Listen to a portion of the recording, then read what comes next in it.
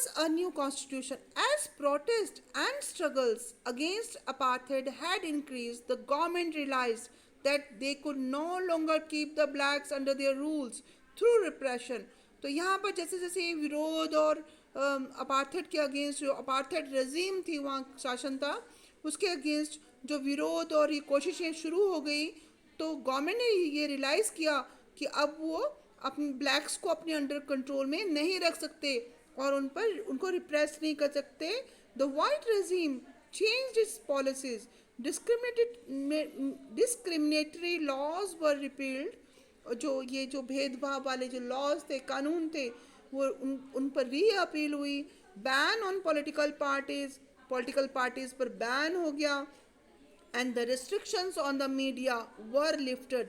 और जो वहाँ का मीडिया था जो कि जैसे पेपर्स न्यूज़पेपर्स चैनल्स व टीवी और ये जस्ट अलग जो भी जो प्रचार और प्रसार में जो इंक्लूड था दैट वर लिफ्टेड. उस पर बैन जो था वो लिफ्ट हो गया. मतलब they can express their feelings. After 28 years of imprisonment 28 साल की जेल के बाद Nelson Mandela walked out of the jail as a free man और वो आज़ाद हो गए finally at the midnight of 26 April 1994. 1994 में अप्रैल में new national flag of the republic of South Africa was unfurled. 1994 में नया जो राष्ट्रीय झंडा जो कि साउथ अफ्रीका का जनतंत्र का जो फ्लैग था वो अनफर्ल्ड हुआ. मीन्स कि वहाँ पर वो झंडा लहराया गया marking the newly born democracies in the world.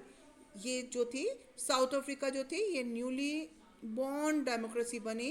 The apartheid regime that came to an end paving way for the formation of a multi-racial government.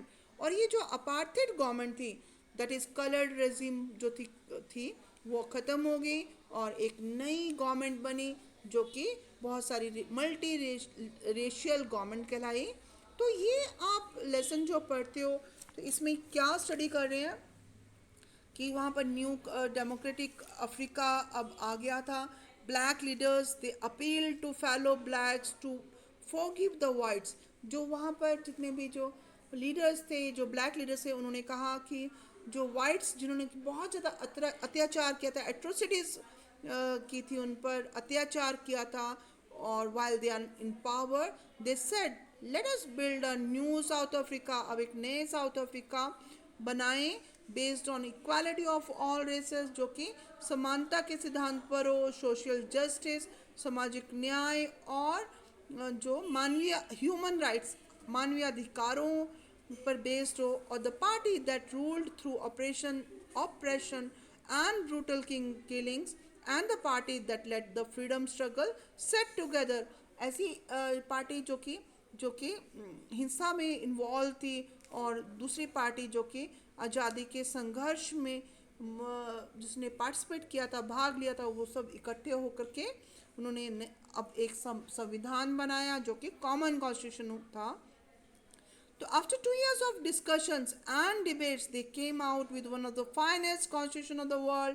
एक सबसे बढ़िया सा संविधान बना और उसमें अधिकार दिए गए थे और उन्होंने इकट्ठे डिसाइड किया कि इस जो प्रॉब्लम को का सोल्यूशन निकालना जरूरी है. नोबडी शुड बी एक्सक्लूडेड और कोई भी किसी को भी डेमन की तरह नहीं माना जाएगा और everybody should become part of the solution.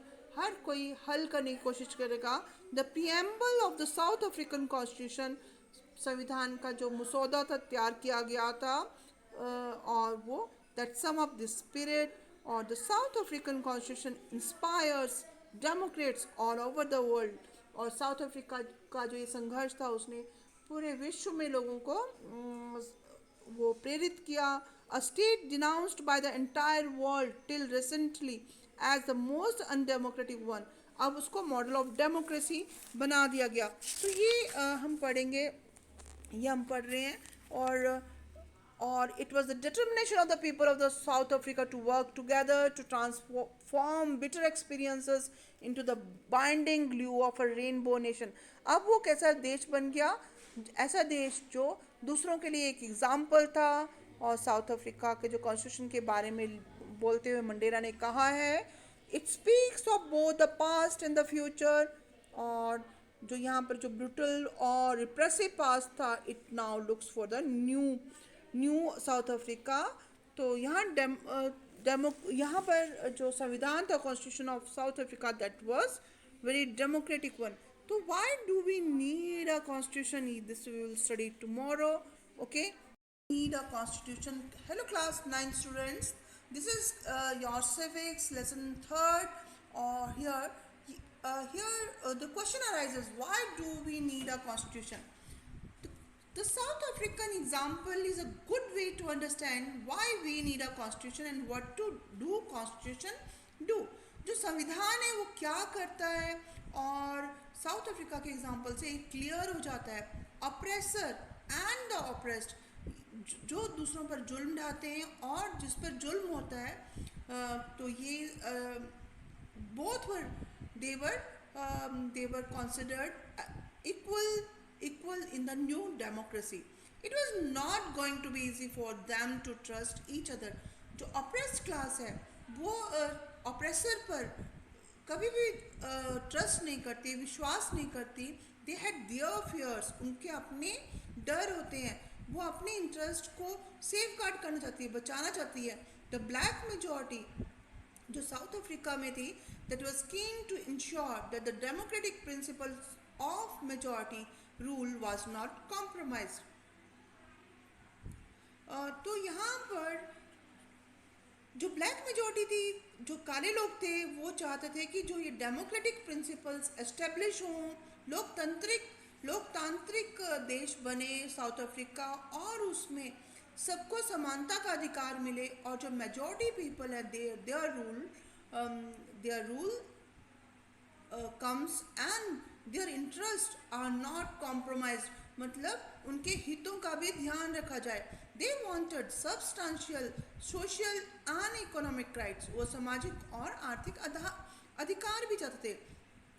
जो वाइट मेजॉरिटी थी, जो वाइट पीपल थे, who were रूलर क्लास जो थी, they were keen to protect their privilege and property, वो अपने अधिकारों को और अपने विशेषाधिकारों को सुरक्षित रखना चाहते थे।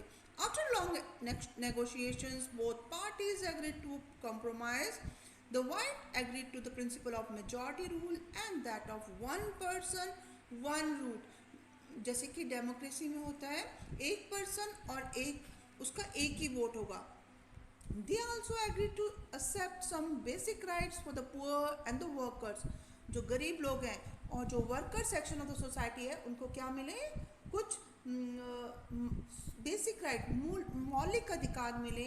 The blacks agreed that majority rule would not be absolute, और जो उन्होंने ये माना ब्लैक्स ने कि जो मेजॉरिटी का रूल जो होगा वो एब्सोल्यूट पावर नहीं कर वो एस्टेब्लिश होगी, मतलब उन्हीं का रूल होगा, ऐसा नहीं होगा।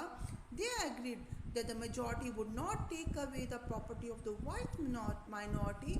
जो वाइट पीपल हैं, they are in the minority, वो अल्पसंख्यक हैं, और उनकी प्रॉपर्टी को वो मेजॉरिटी बहुसंख्यक नहीं छीनेंगे। This compromise was not easy. How was the compromise going to be implemented? कैसे ये कॉम्प्रोमाइज इम्प्लीमेंट होगा? Even if they manage to trust each other, अगर वो एक दूसरे को ट्रस्ट भी करते हैं, विश्वास भी करते हैं, what was the guarantee that this trust will not be broken down in future?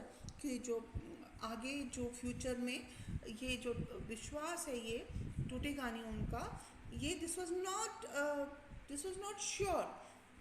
The only way to build and maintain trust in such a situation is to write down some basic rules of the game that everyone should abide by.